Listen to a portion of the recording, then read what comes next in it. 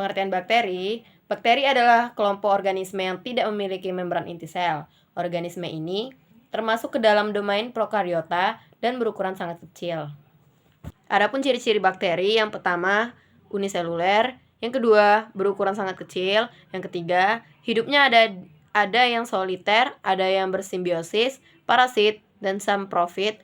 Yang keempat, pada umumnya tidak mempunyai kloroplas. Yang kelima, berkembang biak secara generatif dan vegetatif. Dan struktur bakteri terdiri dari kapsul, dinding sel, membran plasma, sitoplasma, ribosom, plasmid, pili, flagellum bakteri, dan nukleut atau DNA sirkuler. Nah, bentuk bakteri terbagi menjadi 3. Yang pertama, bacilli, yang kedua, cocci, dan yang ketiga, spirillii.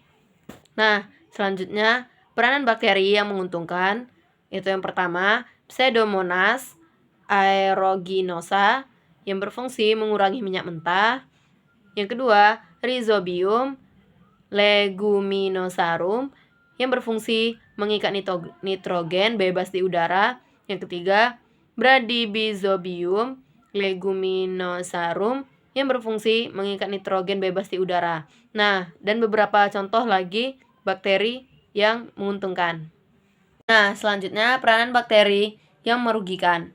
Yang pertama, ada Neisseria gonorrhoeae, penyebab penyakit kencing nanah.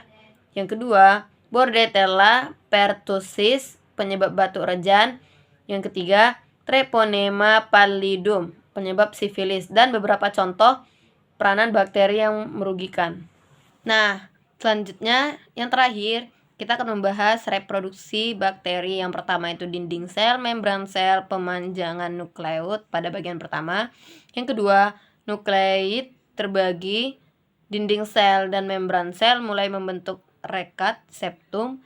Yang bagian ketiga, sekat pemisah terbentuk, dan bagian keempat terbentuk 2 sel.